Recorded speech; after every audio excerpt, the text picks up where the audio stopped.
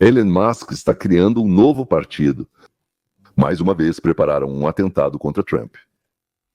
Bem, hoje é o dia da independência, já é noite e para muitos já passou. Aqui ainda é o quarto, aliás, mas para muitos já é o quinto. E quero apenas avisar que aqui as pessoas, tanto crianças quanto adultos, soltam fogos de artifício, esses foguetes. Por isso, claro, vocês vão ouvir barulho, rojões. No dia da independência foi feita uma pesquisa com a população. Olha que interessante. E pela primeira vez em todos esses anos de pesquisas, descobriu-se que os apoiadores de um dos partidos não querem viver na América. O que é isso? Ouviram? Sim? Que partido é esse? O que isso significa? De quem veio esse presente? No 249º aniversário do nascimento do nosso país, hoje o presidente Trump publicou a seguinte mensagem ao povo. Neste dia maravilhoso celebramos nossa história, nossos heróis, nossa herança, nossa grande bandeira americana e nossa liberdade. Cada coração americano deve se encher de orgulho, cada família americana deve se alegrar de entusiasmo e cada patriota americano deve estar cheio de alegria, porque cada um de vocês vive no país mais magnífico da história do mundo. Nós vamos proclamar os ideais da Declaração de Independência e nunca vamos trair o espírito, a coragem e a causa. 4 de julho de 1776. 249 anos atrás, um grupo de cristãos brancos decidiu formar um país baseado na filosofia judaico-cristã, pelo princípio de não mexa nos meus assuntos, e eu vou me esforçar ao máximo para não mexer nos seus. Sem qualquer preconceito político, religioso ou de outro tipo, todos são iguais perante Deus, A sociedade se forma onde o papel do governo é proteger a população e os direitos da população. Nós não queremos um poder centralizado, central, tirânico, ditatorial. Se o governo tentar se intrometer nos assuntos dos cidadãos, nós o trocaremos por outro ou mudaremos completamente a forma de governar a sociedade. Estes são os princípios sobre os quais esta república foi fundada.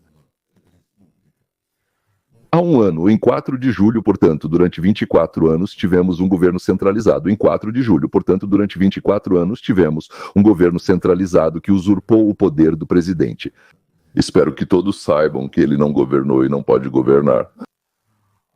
De todos os ministros e outros eleitos. Porque tudo o que algum grupo que tomou o poder queria, eles imediatamente levavam para aquela sala onde havia vários aparelhos chamados de pena automática. E ali era colocada uma assinatura em qualquer coisa, em uma ordem, em um decreto, em uma decisão, em uma indulgência, em qualquer coisa. A assinatura era colocada, levada, registrada e bum, seguia adiante. Ou seja, uma usurpação total e clássica do poder por aqueles a quem confiamos esse poder. Eu também não teria confiado esse poder a eles. Mas o que fazer, digamos assim? Ou a maioria do povo decidiu, ou manipularam para parecer que a maioria do povo decidiu. O que mais estava acontecendo nesse período? Os pais não podiam influenciar seus filhos e, por protestar contra o governo, as pessoas eram presas por anos. Os opositores políticos eram perseguidos e nos diziam como deveríamos viver e, na verdade, como deveríamos morrer. Foi isso que o nosso antigo líder nos ofereceu no 4 de julho. Eu preciso que você tome a vacina quando chegar a sua vez e quando houver oportunidade. E ajude sua família, amigos e vizinhos a se vacinarem também. Porque é disso que se trata. Se todos nós fizermos isso, se fizermos a nossa parte, se fizermos isso juntos, até o 4 de julho, há uma grande chance de que você, sua família e seus amigos possam se reunir no seu quintal ou no seu bairro, fazer um piquenique ou um churrasco e comemorar o Dia da Independência. Isso não significa grandes eventos com muitas pessoas, mas significa que pequenos grupos poderão se reunir. E o que temos aqui? É isso que eles nos ofereciam. Fique em casa, injete algo no seu corpo, algo não muito claro, injete. Ninguém sabe o que é para as crianças. E não se reúna em grandes grupos, porque não gostamos desse erro quando você se reúne em grandes grupos. 249 anos atrás, dissemos ao rei da Grã-Bretanha: obrigado, mas agora vamos seguir sozinhos.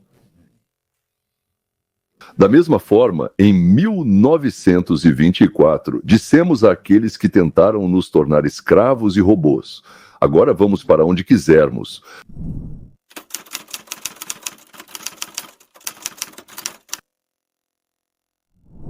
Uma pesquisa com a população revelou algo nunca visto antes. O Partido Democrata, em sua esmagadora maioria, revelou que não gosta da América, não quer viver aqui e sonha com uma ditadura ideológica. Isso é tão anti-americano que, sinceramente, não encontro uma palavra melhor. É simplesmente chocante. E hoje, no nosso dia da independência, eu descubro se os americanos têm orgulho de serem americanos e acontece que, entre os democratas, a porcentagem dos que dizem ter orgulho de ser americano caiu drasticamente. Sobre o que estamos falando? Olhem aqui. O orgulho dos democratas de serem americanos. Muito ou extremamente orgulhosos em 2015. Vejam, 4 em cada 5 democratas eram muito ou extremamente orgulhosos de serem americanos. Esse índice caiu para 36% agora, em 2025, que é o nível mais baixo deste século, tendo diminuído mais da metade desde 2015, desde que Donald Trump voltou a ser presidente este ano. Apenas 36%, ou seja, pouco mais de um terço do Partido Democrata, sente orgulho da América. Apenas 36% do Partido Democrata gostam da América. E eles acham que a sociedade, as leis, os relacionamentos e tudo mais estão corretos. Um terço do partido pensa assim, 2 terços não. E os republicanos? Quantos estão muito felizes e orgulhosos de viver nos Estados Unidos da América? Interessante que os republicanos não apresentam uma linha de tendência clara. Vejam aqui, o orgulho dos republicanos por serem americanos muito ou extremamente orgulhosos. Em 2015, durante o segundo mandato de Barack Obama, era 90%. Agora, no segundo mandato de Donald Trump, é praticamente o mesmo, 92%. Você entende isso? É interessante que, para os republicanos, o orgulho e o amor pelo seu país não dependem de quem venceu as eleições. E os republicanos não gostavam do Obama, sim, não do Obama como pessoa, mas das políticas dele, por assim dizer. É como dizer que você gosta de tomate, mas não de comê-lo, ou o contrário, gosta de comê-lo, mas não do tomate em si. A mesma coisa, por assim dizer, com o Obama. Sim, mas o país, a pátria, sim, a pátria, sim. Eles adoram tanto com o Obama quanto com o Trump. 90 a 92% tem muito orgulho do seu país. E entre os democratas, 80%. Quando o nosso cara vence, mas quando um republicano vence, aí são 36%. Quando os nossos caras perdem, a gente começa a odiar este país. Os democratas vão protestar em frente ao prédio de Trump em Nova York. E ao sinal, 60 mulheres não muito jovens ficam de costas para o prédio onde Trump mora, se curvam e tiram as calcinhas. Ou colocam gorros cor-de-rosa feitos em forma de órgão sexual feminino na cabeça e andam pelas ruas das cidades. Ou, como hoje, um grupo inteiro se vestiu de preto. Eles se vestiram assim e fizeram um velório pela América.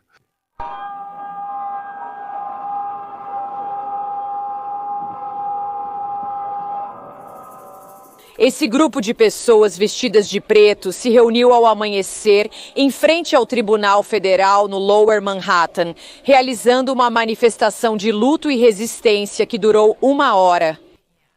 Agora o grupo circulou pela frente dos degraus do tribunal, gritando como você acabou de ouvir, ou simplesmente ficando em completo silêncio, para, segundo eles, rejeitar o espetáculo do patriotismo sentimental e do militarismo mortal, ou seja... A manifestação deles era contra o patriotismo. Eles já destruíram a família e agora estão atacando a pátria. Pobres mulheres solitárias que ninguém precisa. Na maioria das vezes, eu realmente sei do que elas precisam, mas não posso dizer isso no ar.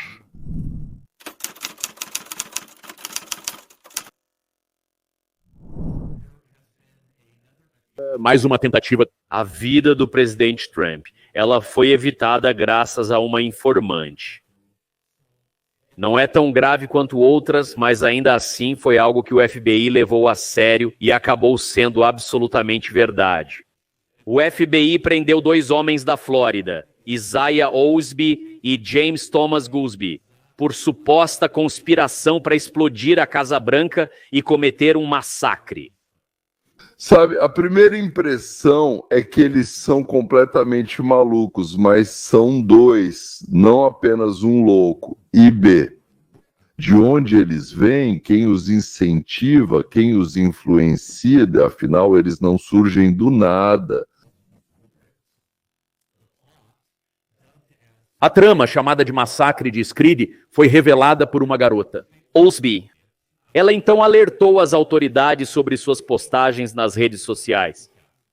Elas continham retórica violenta, comentários antissemitas e anticristãos, além de um plano para radicalizar seu filho. Se você encontrar alguém assim na rua, ele não se diferencia em nada das outras pessoas que passam por ali. Mas na cabeça dele está: como eu poderia matar o presidente da melhor forma? Obrigado, a garota, sua namorada, sim. Acho que ela suspeitava de alguma coisa, já que foi olhar. O xerife do condado de Pinellas conduziu uma investigação e envolveu o FBI, o que levou à prisão desses 2 homens.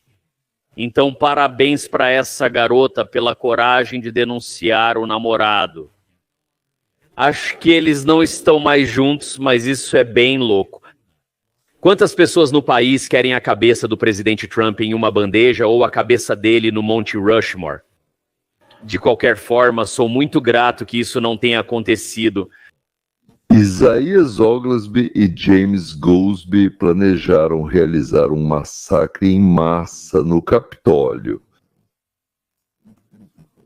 Uma bomba na Casa Branca também estava nos planos deles, embora os detalhes de como pretendiam realizá-lo não estejam claros.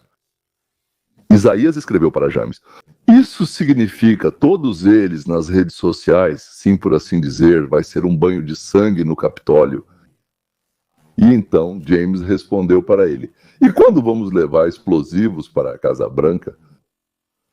Talvez eles sejam loucos? Talvez sim, talvez não. Ambos escreviam frequentemente, um para o outro, sobre como não gostavam daqueles que acreditam em Deus, especialmente dos judeus. Bem, talvez porque os judeus trouxeram o monoteísmo para o mundo, sim. Mas como os judeus trouxeram para o mundo, bem, todo o resto, na verdade, sim. Tudo o que existe no mundo, então. O ódio podia se basear não só no monoteísmo, podia se basear na aversão à leitura. Quem inventou as letrinhas? Ou aos remédios contra o câncer, ou ao smartphone, né, que também foram trazidos ao mundo pelos judeus.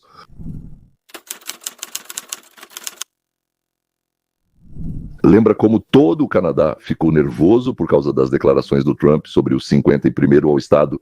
Você provavelmente pensou que conversaram e esqueceram, mas não foi bem assim. No Canadá, o estado mais industrializado, bem, lá eles não chamam de estado, e sim de província. É Alberta. Não esqueci de nada. Eles sustentam um monte de preguiçosos em outras províncias e sobre eles recaem impostos. Eles não gostam dos liberais, nem da política, muito menos da economia. Eles sempre colocam os liberais no comando em central. Vamos chamar isso de governo federal, ok? E eles entendem que fazer parte dos Estados Unidos da América, que está se desenvolvendo de forma dinâmica, é melhor do que sustentar o Canadá decadente. Imagine isso, você espera. Imagine, você acorda, pega o celular e a manchete diz: Alberto sai do Canadá e solicita a adesão aos Estados Unidos como o 51º estado. Pois é, claro. Parece até enredo de um thriller político maluco, não é? Então se prepare, porque isso não é invenção, não é roteiro de Hollywood, isso é realidade. Amigos, em 2026 acontecerá o referendo de Albert. O poder econômico do Canadá realmente pode se afastar do país do qual fez parte por mais de 100 anos. E antes de você começar a pensar, não, me escute. E se eu te disser que isso não é apenas uma ideia marginal ou uma teoria radical, isso está se tornando algo bem real. Então vamos sentar, tomar um café e conversar sobre isso. Isso não é uma ideia maluca. Acontece que a Alberta quer cair nos braços dos Estados Unidos. Se você já esteve em Alberta ou se você é uma das pessoas orgulhosas que a chama de lar, você já sabe que Alberta não é apenas um lugar, é uma atitude. Trabalhadora, forte e independente. Basicamente, a versão canadense do churrasco texano. Um lugar que não gosta que digam o que fazer, especialmente políticos que nunca estiveram dentro de uma torre de petróleo. E nem vamos começar a falar sobre toda a situação em Ottawa. Por muito tempo, os habitantes de Alberta sentiram que suas vozes eram totalmente ignoradas. Suas indústrias, especialmente a de petróleo e gás, são reguladas até o esquecimento. Os oleodutos, eles são bloqueados como se fossem contrabando perigoso. E ao mesmo tempo, bilhões de dólares são enviados para outras províncias através de pagamentos de equalização. Você trabalha dia e noite, ganha bilhões, e algum cara sentado a 3.000 quilômetros de distância decide para onde vai o seu dinheiro suado. Sim, isso deixa marcas. Essa decepção, esse sentimento de que você não é ouvido, não desapareceu. Isso causou uma tempestade política. Você talvez tenha ouvido o termo Vexit, a saída do Oeste. Tudo começou pequeno, com alguns sussurros, mas agora isso é um movimento político em grande escala e não são teóricos da conspiração ou radicais com chapéus de papel alumínio. São pessoas comuns, profissionais, políticos locais, até fazendeiros que acreditam que Alberta merece mais autonomia. Alguns até querem independência total. E agora esse movimento está se tornando algo muito real. É isso que significa o poder da palavra. No começo era a palavra, como está escrito naquele mesmo documento que os nossos dois fracassados atentadores tanto detestam. Trump disse que o Canadá estaria melhor junto com os Estados Unidos da América. Os canadenses, nas províncias onde recebem mais do que contribuem, eles contribuem, ou seja, eles recebem mais do que dão. Nós temos muitos desses aqui. Eles ficaram indignados com a situação. Para irritar os Estados Unidos da América, elegeram repetidamente um liberal como líder. É sempre a mesma coisa. Mas então aqueles que sustentam o Canadá disseram basta.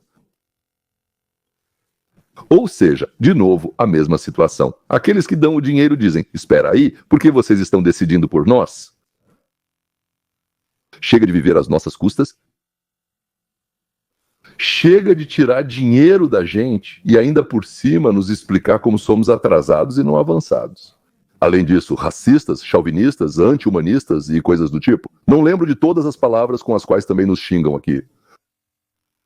E em 2026, Alberta I, talvez junto com ela outra pequena província também esteja decidindo se vai se separar do Canadá ou não. E então, se decidirem se separar, vão negociar com os Estados Unidos da América sobre como vão se juntar aos Estados Unidos da América. E aí está, por favor, o 51º estado.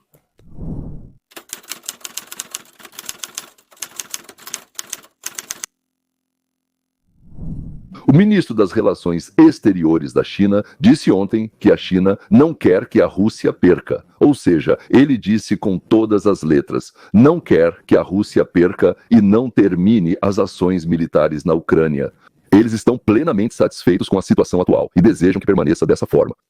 A China gosta do fato de que há uma guerra e que a atenção do mundo não está voltada para a China, mas sim para a Ucrânia e o Oriente Médio. E logo após essa ligação, tivemos notícias chocantes vindas da China.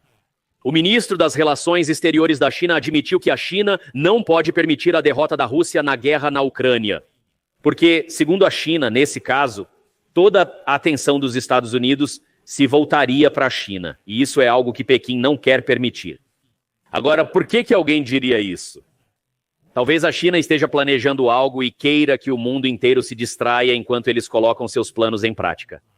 Mas veja, aqui está outra ressalva. A China também não quer que a Rússia vença. Eles querem que o status quo continue o máximo possível. Como resultado, Putin mudou sua posição e transmitiu novas considerações para Trump. E aqui está o resultado da conversa deles. Estou muito decepcionado com o dia de hoje, Com a conversa com o presidente Putin, porque eu não acho que ele esteja lá. Eu não acho que ele esteja lá e estou muito desapontado. Mas não sou eu, só estou dizendo que não acho que ele esteja assistindo e isso é muito ruim.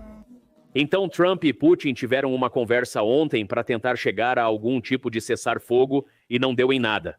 Putin deixou claro que quer conquistar a Ucrânia e não vai parar até que isso aconteça. Já que você mencionou a China, e a China certamente exerce uma enorme influência não só sobre a Rússia, possivelmente sobre todo o denominado eixo do mal, como foi conhecido. E muitos dizem que a China poderia parar essa guerra se quisesse, especialmente Xi Jinping. Então, por que ele não faz isso? Na minha opinião, eles poderiam se beneficiar mais com um mundo pacífico, dado que dependem muito das exportações.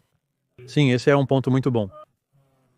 A China definitivamente não é aliada da Rússia. Quero dizer, essa história de amigos sem limites foi uma bobagem. Mas eu acho que a China se preocupa mais em manter o status quo, em garantir o acesso ao petróleo e gás russos baratos. Estão tentando utilizar a rota comercial do norte que atravessa a Rússia pelo Ártico. Com as mudanças climáticas em andamento e a diminuição crescente da calota polar, a China vai querer cada vez mais usar essa rota. Mas a Rússia controla tudo isso agora. Então, eles têm interesse em que a Rússia continue envolvida no conflito. É por isso que eles fornecem peças de reposição e fazem outras coisas para ajudar a Rússia, mas tentam não ir tão longe a ponto de irritar muito os Estados Unidos. Para que realmente façamos algo a respeito, né? Porque agora não estamos fazendo nada sobre isso. Mas além da Rússia, ainda tem o Irã que fornece petróleo para a China. Bem, a preços de liquidação, sim, 15% a 20% abaixo do preço mundial. A Rússia e o Irã estão ligados ao financiamento do terrorismo mundial. Parte disso não importa para a China, mas a parte que envolve ataques a navios comerciais atrapalha a China. E eu acho que a China também não quer ver a Rússia. O regime foi derrotado e caiu, porque isso criaria alguns problemas para eles mesmos. E as pessoas poderão ver que, sabe, esses regimes autocráticos e ditatoriais não são invencíveis. Mas você também está certo ao dizer que para a China, do ponto de vista econômico, isso é do interesse deles. Você sabe, o lançamento de mísseis pelos Houthis no Mar Vermelho e no Golfo de Aden interrompe a navegação comercial. Isso também afeta a China. Veja como é interessante que diferentes interesses do mesmo jogador se entrelacem. Em certos aspectos, o Irã é útil para a China, especialmente quando outros têm problemas com energia. Mas em outros casos, eles são prejudiciais quando a própria China enfrenta problemas no fornecimento desses recursos energéticos. A Rússia deseja encerrar a guerra na Ucrânia o mais rapidamente possível. A Rússia tem problemas com a economia, com o nível de vida da população e com as sanções do Ocidente. Embora, naturalmente, eles digam que não sentem nada, que até é melhor, até é bom que tenham sido impostas contra nós. Sim, eles dizem o tempo todo que aumentou 4%, ou seja, o produto interno bruto está crescendo. E, como ficou claro recentemente, o produto interno bruto realmente está crescendo. Exclusivamente porque eles estão fabricando todo tipo de equipamentos militares e coisas do tipo, materiais de consumo, eles vão embora e desaparecem. Ou seja, depois isso não se reflete de forma alguma no bem-estar do povo. Pode até crescer 22%. Ele destruiu tudo, ou seja, pegou e queimou, rasgou, criou algo e rasgou. Isso não é criação, é só faço e depois destroem. Agora, então, os Estados Unidos da América bombardearam o Irã e Israel está no nosso encalço exigindo um acordo de desarmamento do Irã. A Rússia e a China estão tentando convencer o Irã a não entrar em negociações de jeito nenhum. E quanto à guerra, no que diz respeito à Ucrânia, a Rússia quer ou controlar toda a Ucrânia ou a parte leste, mas mais do que eles já conquistaram. Portanto, a notícia sobre algo temporário, embora ninguém soubesse ao certo se será temporário ou permanente, ainda é incerto. A suspensão temporária do fornecimento de armas pelos Estados Unidos da América para a Ucrânia foi recebida com entusiasmo pelos russos. Vários jornais desta manhã abordam o governo dos Estados Unidos da América. Jornais desta manhã relatam que a administração dos Estados Unidos da América decidiu suspender o fornecimento de certos tipos de armas para a Ucrânia. O comerciante escreve, surgiu na Rússia. Uma reação positiva à pausa. O Moskovski Komsomolets escreve que a América distribuía armas e munições sem pensar em quanto restaria para as tropas americanas. E agora o refeitório está fechado e as crianças não poderão mais pegar tantos doces quanto quiserem. O mesmo jornal, outro artigo. A decisão dos Estados Unidos de reduzir o fornecimento de armas para a Ucrânia pode em breve mudar o curso dos combates. Nossas forças aéreas de combate agora podem atacar profundamente dentro da Ucrânia. Até agora, a defesa antiaérea ucraniana obrigava nossos aviões a manter distância e usar bombas planadoras. O Ministério das Relações Exteriores da Rússia aguarda o fim total do envio de armas para a Ucrânia. Os russos contam muito que todos os fornecimentos parem. Mas os Estados Unidos da América não fazem isso porque querem que a Rússia conquiste a Ucrânia. Isso era o que o Biden queria, aliás, por um motivo que até agora não entendo. Mas para que Zelensky finalmente leve as negociações a sério? E na sexta-feira, Zelensky, como dizem, como se fosse por comando, como se fosse por um apito, começou a ligar para Trump, foi atendido e conversou com ele por 1 hora e prometeu alguma coisa. Infelizmente, para as forças russas e para o Ministério das Relações Exteriores da Rússia, eles estão enganados. O presidente Trump confirmou hoje que o fornecimento para a Ucrânia continuará, exceto alguns tipos específicos de armas. Que armas são essas? Aqui está a lista de munições enviadas para a Ucrânia, que foram subitamente interrompidas pelos Estados Unidos da América. 250 mísseis High Mobility Artillery Rocket System, 30 mísseis Patriot para defesa aérea, aproximadamente 8.500 projéteis de artilharia de 155 milímetros. 92 mísseis Arar, 140 mísseis Hellfire AGM, 25 mísseis Stinger e 125 armas antitanque. Agora, os mais significativos entre eles definitivamente serão os mísseis antiaéreos, especialmente os mísseis antiaéreos Patriot, porque ninguém pode substituí-los. A Europa não tem infraestrutura para substituí-los. Talvez possam comprar ou doar o estoque existente, mas não conseguem produzi-los. Mas, além disso, a Rússia intensificou recentemente seus ataques aéreos contra cidades ucranianas e civis. Aqui temos alguns gráficos para mostrar o quanto a situação piorou em comparação com alguns meses atrás. Agora, aqui está um gráfico mostrando os drones russos lançados contra a Ucrânia desde 2024 ou meados de 2024. E a cada mês vemos que a quantidade só aumenta, com algumas exceções. É importante notar que esses são drones de longo alcance que voam até as cidades ucranianas, como Kiev e Atacam Tvis. Estes não são drones First Person View usados na linha de frente, indicando que até os drones de longo alcance aumentaram. No mês passado, em junho, foi a maior quantidade. Na verdade, se analisarmos um pouco mais a fundo, podemos ver que os 5 maiores ataques, e talvez essa não seja a melhor palavra, não são os 5 melhores. Os 5 maiores ataques vindos da Rússia aconteceram apenas em junho. Esses são os 5 maiores ataques em termos de drones lançados. E desde o início da guerra, o mês passado foi o pior para os civis ucranianos. É por isso que a Ucrânia necessita da ajuda dos Estados Unidos da América para proteger os civis ucranianos dos ataques bárbaros da Rússia. Agora veja o que disse o presidente Trump quando lhe perguntaram sobre a pausa no fornecimento de armas. Vamos ouvir. Por que interromper o fornecimento de armas? Nós não demos, nós fornecemos armas, mas já demos tantas armas. Mas estamos fornecendo armas e trabalhando com eles, tentando ajudá-los, mas nós não demos. Você sabe, Biden esvaziou todo o pó do nosso país ao dar armas para ele e precisamos garantir que temos o suficiente para nós mesmos. Eu acho que a descoberta de que nós mesmos não temos armas suficientes foi orquestrada. Para quê? Para pressionar a Ucrânia a negociar. A Ucrânia imediatamente descobriu que a Europa também não daria nada, então correram direto para a Europa. Eles dizem, sim, nós mesmos não temos. Ou seja, talvez não queiram ou não possam, Deus sabe. Confira você mesmo. Mas Putin, sob pressão da China, só intensifica os bombardeios e Trump vai ter que decidir como agir diante do afastamento da Rússia das posições anteriores. Verbais, claro, mas ainda assim eram acordos. Porque havia acordos, havia, digamos assim, tipo, sim, nós fazemos isso, mas assim que aquilo acontecer, nós imediatamente faremos aquilo. E assim por diante. E aqui, bum.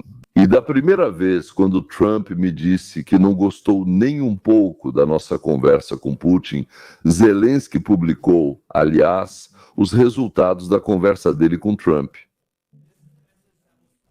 Essa mensagem foi divulgada pelo gabinete do presidente Zelensky. Uma conversa muito importante e construtiva com o presidente dos Estados Unidos da América, Trump. Eu parabenizei o presidente Trump e todo o povo americano pelo Dia da Independência. Nós, na Ucrânia, somos gratos por todo o apoio que nos permite salvar vidas e proteger nossa independência. Junto com a América, alcançamos muito e apoiamos todos os esforços voltados para acabar com as mortes e restaurar uma paz justa e duradoura. A Ucrânia apoia a proposta americana por um acordo de paz justo. É um pouco diferente do que Zelensky disse na Casa Branca durante, vou dizer assim, um encontro estranho com Trump. Hoje discutimos a situação atual, os ataques aéreos russos de modo geral e a situação na linha de frente. O presidente Trump está bem informado e agradeço sua atenção à Ucrânia. Discutimos o potencial da defesa antiaérea e concordamos em colaborar para aprimorar a proteção do nosso espaço aéreo, além de agendar uma reunião com nossas equipes. Também discutimos em detalhes as possibilidades da indústria de defesa e o potencial de produção conjunta. A Ucrânia está preparada para projetos diretos com a América, considerando-os essenciais para a segurança, especialmente na área de drones e tecnologias relacionadas. Notamos a frase sobre o desenvolvimento conjunto e a produção de armas. Isso foi dito para Vladimir Vladimirovich Putin. Nós não sabemos o que Donald Trump pretende ou irá pretender fazer a esse respeito relacionado à Rússia. Ele disse que poderia resolver o problema em 24 horas, depois disse que em 2 semanas. Já se passaram quase 6 meses e a Organização Mundial da Saúde, como dizem, continua no mesmo lugar. E se antes ambos os lados não queriam acabar com a guerra, agora, ao que parece, a resistência vem dos oligarcas ucranianos e dos ladrões no governo de Zelensky. Bem, pelo menos se não foi superada, então, digamos, foi um pouco abafada. Cá, Trump precisa influenciar a Rússia, Putin e assim por diante. A aliança China-Rússia-Irã não se desfez e isso torna a influência sobre a Rússia mais complicada. Mas nós acreditamos no nosso presidente, senhoras e senhores.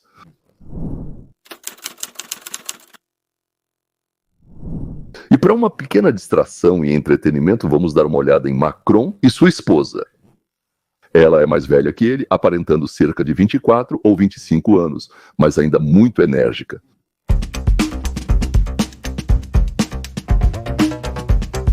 Como se não bastassem os problemas com os eleitores, com os ministros, com a OTAN, ele ainda precisa levar uns tapas na cara. Bem, isso a gente viu no clipe mais ou menos uma semana atrás, e agora tem isso aqui. Vamos assistir mais uma vez.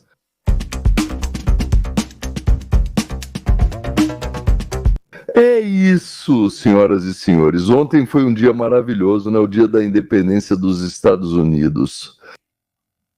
Acabou, vejam, os fogos de artifício terminaram, todos os tiros acabaram. O último trecho da nossa conversa já aconteceu em silêncio. Dia da libertação é uma boa e bela celebração, a libertação da tirania e a libertação de tudo aquilo que impede a pessoa de viver e se desenvolver. Porque a pessoa deve tentar cometer erros, assumir a responsabilidade por eles, corrigi-los e ajudar uns aos outros. É isso que se chama República, senhoras e senhores, e é isso que estamos comemorando. Estamos comemorando a libertação da tirania que abriu caminho para a República dos Estados Unidos da América. Até logo, meu Deus.